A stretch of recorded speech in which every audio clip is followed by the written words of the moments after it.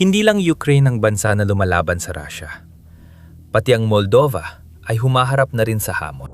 Sabik na mabawi ang buong soberanya at kalayaan nito, ang pamahalaan ng Moldova ay gumagawa ng malalaking hakbang para mabawi ang rehiyon ng Transnistria na matagal nang itinuturing na puppet state ng rehimen ni Putin mula sa kamay ng Kremlin pabalik sa kontrol ng Moldova. Para maintindihan ang sitwasyon at posibleng pag-usad nito, mahalagang tingnan ang mas malawak na larawan at alamin kung paano at bakit humiwalay ang Transnistria sa Moldova noon pa man.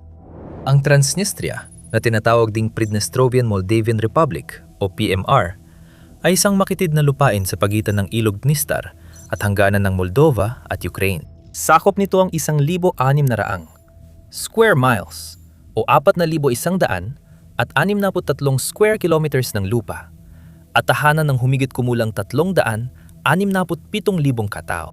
Karamihan sa mga bansa sa mundo ay opisyal na kinikilala itong bahagi ng Moldova. Pero hindi pa rin nito ganap na naipapaliwanag ang kwento dahil ang Transnistria ay hindi tulad ng normal na rehiyon ng Moldova. May sarili itong pera, kabisera at pati na rin sariling pambansang awit. May sarili rin itong pamahalaan, parlamento, kapulisan, sistema ng koreo at militar. Nagsimula ito ilang dekada na ang nakalipas nang bumagsak ang Unyong Soviet noong huling bahagi ng dekada 80 at unang bahagi ng dekada 90. Noong panahong yon, ang Moldova, isang Soviet na republika, ay nakaranas ng paglago ng nasyonalismong politika na nagpalakas sa kilusang sumusuporta sa wikang Romanian at pagpapatibay ng ugnayan sa Romania. Maraming Moldova na nagsasalita ng Ruso at Ukranyano sa silangan ng Ilog Dniester ang natakot na baka sumobra ito. Posibleng magdulot ito ng pag-iisa ng Romania at Moldova, kaya mararamdaman ng mga tao na sila'y naisantabi at nag-iisa sa sariling bayan.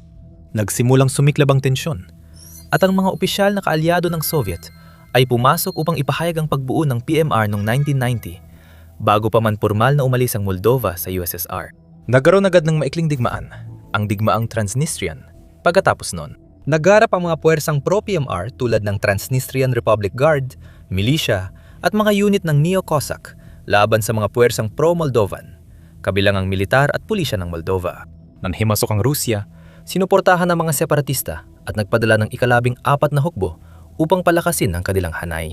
Epektibong pinigilan ng kanilang pakikialam ang Moldova na mabawi ang rehiyon at mahalaga rin ang papel ng Rusya sa negosasyon ng tigil putukan noong 1972. Nanatili ang tigil putukan, ngunit hindi pa rin malinaw ang kalagayan ng Transnistria. Sa mga nagdaang taon, gumana ito sa labas ng otoridad ng Moldova na parang isang maliit na malayan estado, kahit na labis itong umaasa sa Rusya at hindi opisyal na kinikilala ng pandaigdigang komunidad. Para sa Kremlin, mahalagang yaman ang Transnistria na nais ng Rusya manatiling kontrolado nila. Nagpapanatili ang Moscow ng malaking puwersa na umaabot sa 1,500 tropang peacekeeper sa Transnistria anumang oras. At meron din itong sariling base militar sa rehiyon, pati na rin isang malawak na imbakan ng bala. Paulit-ulit na nawagan ng Moldova sa pag-withdraw ng mga sundalong Ruso, ngunit ilang beses nang nabigo ang matagalang pag-uusap na magbunga ng konkretong resulta.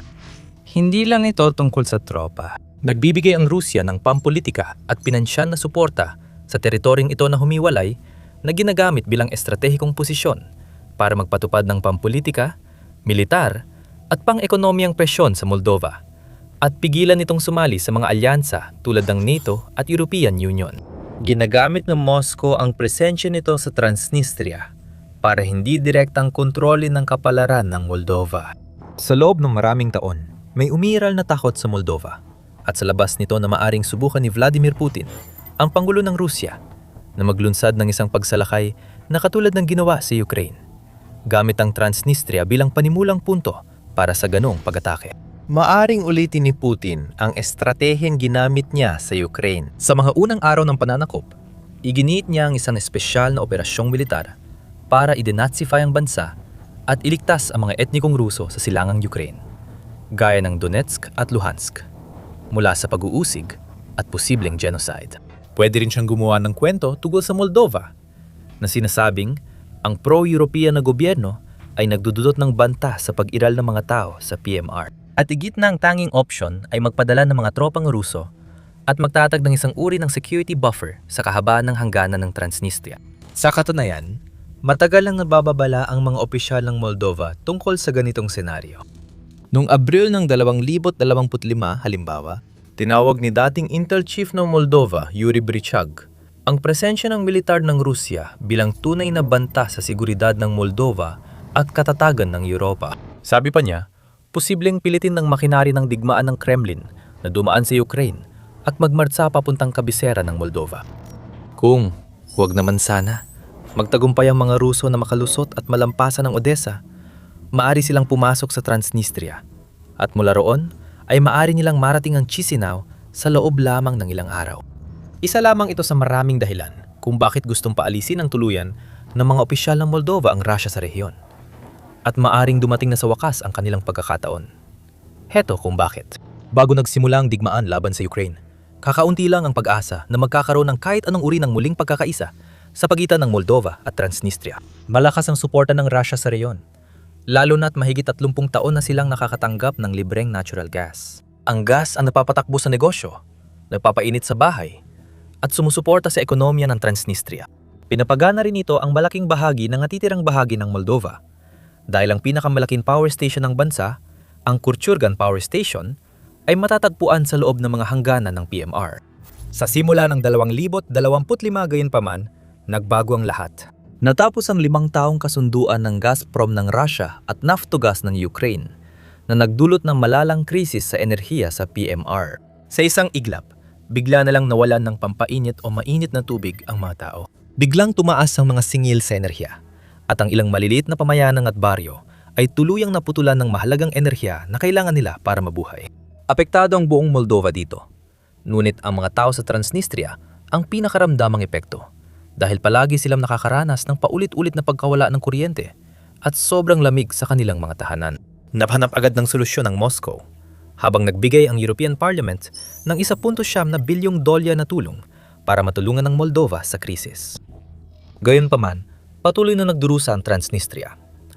Sa buong 2025 lumiit ang kanilang ekonomiya ng napakalaking 18%. Bumagsak ng 30% ang produksyong pang-industriya at umabot sa 15% ang inflasyon. Ang per capita GDP ng rehiyon para sa taon ay nasa mababang 4,100 at 50 euro lamang, malayo sa 7,200 at 50 euro na average para sa natitirang bahagi ng Moldova. Dahil sa pabharang ng Ukraine sa dating tuloy-tuloy na gas at supply mula Russia patungong Transnistria, nagkaroon ng ganitong bunga. Napilitan ng PMR na tumingin sa kanluran at humingi ng suporta at katatagan mula sa European Union dahil sa patuloy nitong economic state of emergency. Lalong lumala ang krisis sa enerhiya noong unang bahagi ng 2026 nang sumiklab ang digmaan sa Iran. Kaya napilitan ng mga autoridad ng Tiraspol na gumawa ng matitinding hakbang. Noong unang bahagi ng Marso, pinutol ng pamahalaan ng Transnistria ang gas sa mga negosyo at tanging mga lokal na kabahayan lang ang may pag-init at mainit na tubig. Napilitan ng Kurchurgan Thermoelectric Power Plant na gumamit ng uling dahil hindi na ito tumatanggap ng gas na kailangan nito upang gumana sa antas bago ang 2025. Sa madaling salita, nasa pinakamahinang kalagayan ng rehiyon sa kasaysayan at abala rin ng Russia sa sarili nitong krisis. Gaya ng katotohanang nakaranas na ito ng mahigit 1.25 milyong kaswalti at ang sarili nitong ekonomiya ay nasa bingit na ng tuluyang pagbagsak. Hindi maaring umasa ang PMR na bigla na lang darating ang Moscow para iligtas sila sa lalong madaling panahon. Maliwanag na naunawaan nito ng mga opisyal ng Moldova. Tunay nga, gaya ng sinabi ng Deputy Prime Minister ng bansa na si Valerio Kievar, ito ay isang ganap na ibang sitwasyon kumpara sa naranasan natin nung simula ng malawakang digmaan sa Ukraine noong 2022 at lalo na kumpara sa mga nakaraang taon. Ang pag-usbong ng sitwasyon sa rehiyon ng Transnistria mula sa pananaw ng ekonomiya at lipunan ay lubos nang nakadepende ngayon sa Chisinau. Kasama na ang katotohanang ang Transnistria ay parang isla sa pagitan ng Ukraine at Republika ng Moldova. Ngayon, ramdam ng pamahalaan ng Moldova ang isang mahalagang pagkakataon na ayaw nilang palampasin, kaya tumutok sila sa rehiyon. Nagdaos pa sila ng makasaysayang pagpupulong kasama ang mga kinatawan ng Transnistria noong Pebrero 26 na posibleng magpabago sa sitwasyon. Pero bago natin pagmasdan ng mas malapitan kung paano nangyari ang pagpupulong na yun at kung ano ang maaring ibig sabihin nito para sa kinabukasan ng Moldova. Ito ang dahilan kung bakit namin ginagawa ang The Military Show, upang ipaliwanag kung paano talaga gumagalaw ang kapangyarihan. Kung bago ka rito, pindutin mong subscribe para hindi mo mamiss ang mga susunod pa. Ang pagpupulong noong Pebrero, unang pagkikita ng dalawang panig matapos halos isang taon, ay naganap sa Tiraspol, kabisera ng Transnistria. Hindi nag-aksaya ng oras ang Deputy Prime Minister sa pagpapaliwanag ng posisyon niya. Sinimulan niya ang pagpupulong sa isang makahulugang pahayag para ipaalala sa PMR at mundo kung kanino dapat ang lungsod. Magandang araw sa lahat. Masaya kaming nasa Tiraspol, Republika ng Moldova. Naroon ang mga mamamahayag mula Moldova sa kaganapan. Kahit karaniwan, hindi sila pinapayagang makapasok sa reyon. Sa pagpupulong, nanawagan si Kiev ng paggalang sa karapatang pantaw, malayang pagpasok ng mamamahayag, at paggamit ng wikang Romanian sa halip na Ruso sa mga lokal na paaralan. Inanunsyo ni Kiev ang layunin ng pamahalaan. Muling pagsamahin ng rehiyon sa kaliwang pampang ng Dniester sa legal, ekonomiko, pinansyal, panlipunan at pangkabuhayang espasyo ng Moldova. Ipinunto rin niya na libu-libong tao sa lugar ang tumatawid sa ilog Dniester para magtrabaho sa ibang bahagi ng Moldova. At marami ding bumibiyahe sa bansa para sa edukasyon at medikal na pangangalaga. Sa madaling salita, sinasabi niya na nagsimula ng proseso ng muling pagsasama at hindi na kinakailangan ng malaking hakbang para tuluyang bumalik ang PMR sa Moldova.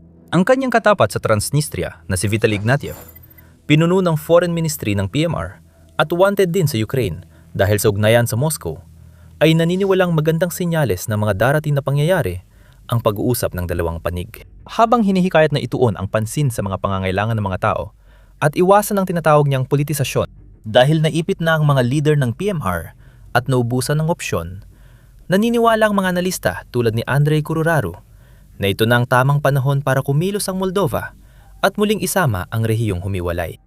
Di pa matutugunan ang mga kahilingang ito, pero nangungguna ang Chisinau. Madalas nagre-react lang ang Chisinau, habang ang Tiraspol ang nagtatakda ng agenda, at ang usapan ay umiikot sa teknikal at ekonomikong issue, hindi sa politikal na usapin. Klaro na ngayon sa mga leader ng Chisinau ang nais nila para sa reyon ng Transnistria. Ayon din sa analistang si John Tabata, may kalamangan na ngayon ng Moldova sa negosasyon sa reyon. Lubos nang umaasa ang Transnistria sa Chisinau, kaya dapat gamitin ng mga otoridad ang lahat ng kanilang kalamangan. Layunin ng Chisinau na maiwasan ang krisis pantaw, huwag palalain ang sitwasyon, at panatilihing mapayapa ang reintegrasyon. Sa ngayon, malinaw na sabik ang Moldova na samantalahin ang natatanging pagkakataong ito para sa reintegrasyon at gagawin ng lahat para makamit ito. Ilang araw bago bumisita si Kiev sa Tiraspol, nilagdaan ni Maya Sandu, Pangulo ng Moldova, ang kautusan para tanggalan ng pagkamamamayan ang 9 na miyembro ng separatistang administrasyon. Ito na ang malinaw na palatandaan na handa na ang Chisinau supilin ang naghihiwalay na rehimen. Ayon sa pagkapamulo, 2 sa mga tinagit ay lumaban para sa mga separatista sa digmaang Dniester noong 1990. 2 at lahat ng 9 ay sangkot sa malulubang gawain laban sa interes ng Moldova. Si Stanislav Sekerioru, tagapayo sa seguridad ng Moldova, ay nagpaliwanag.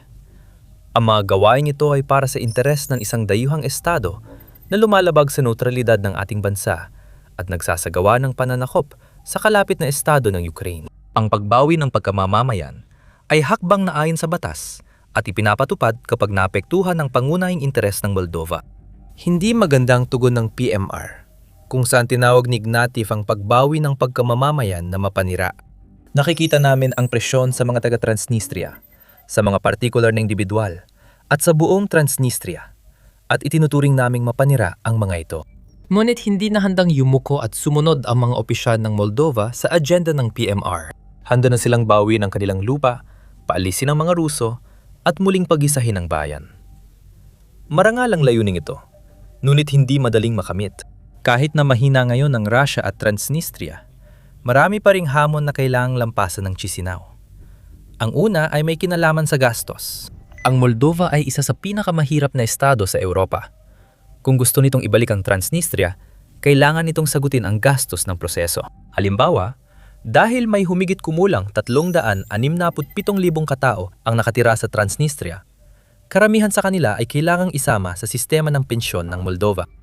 May sariling puwersa ng seguridad ang rehimen na may halos 15,000 katao.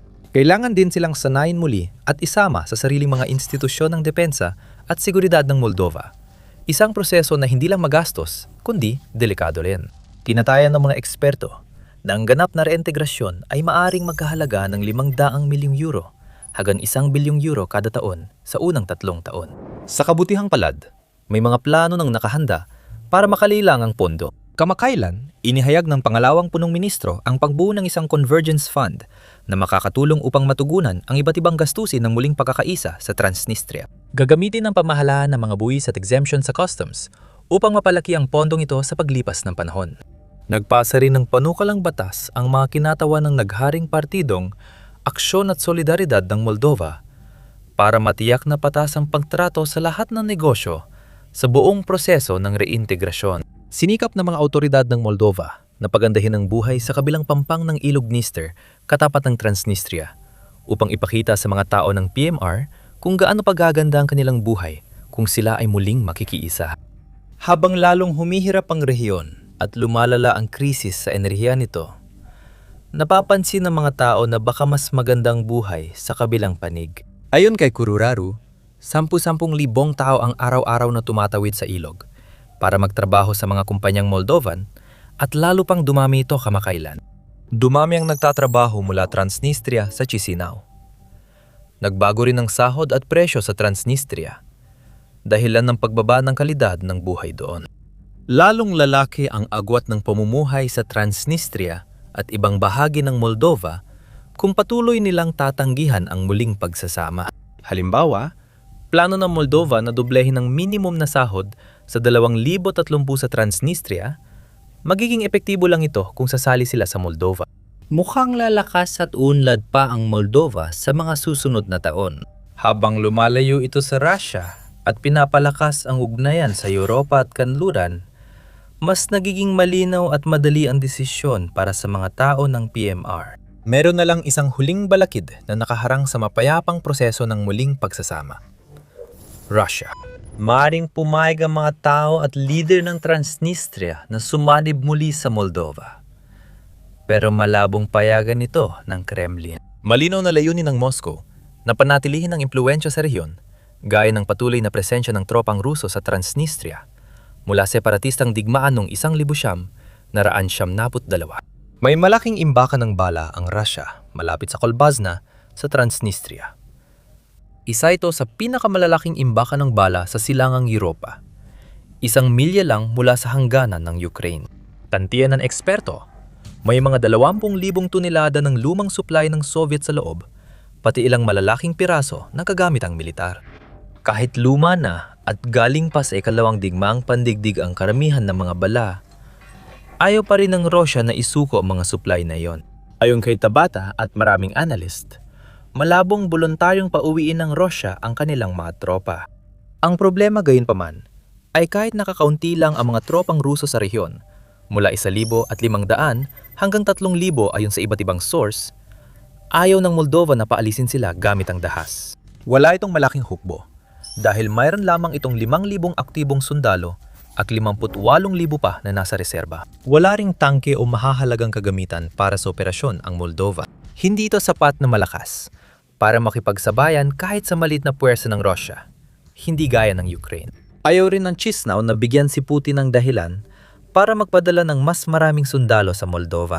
Kailangan itong umasa sa diplomasya at tulong mula sa mga kaalyadong Europeo tulad ng kalapit nitong bansang Romania para unti-unting maglagay ng presyon sa Kremlin. Kung magpapatuloy ito sa pagkuha ng suporta mula sa mga tao ng Transnistria para sa ganap na muling pagsasama, isang hakbang na lang ito palapit sa tunay na kalayaan at sa tuluyang paglaya mula sa kontrol ng Kremlin.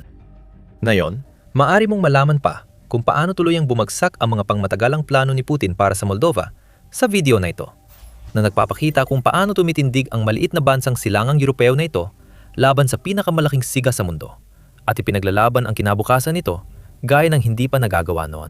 Panurin ang video na ito para makita kung paano pinalalakas ng Ukraine ang presyon sa Russia gamit ang 3 estratehikong pagbabago para patatagin ang kanilang posisyon at magbigay ng presyon sa Kremlin. Huwag kalimutang mag-subscribe sa aming channel. para sa higit pang breaking news at pagsusuri ng mga labanan at geopolitikal na sitwasyon sa mundo.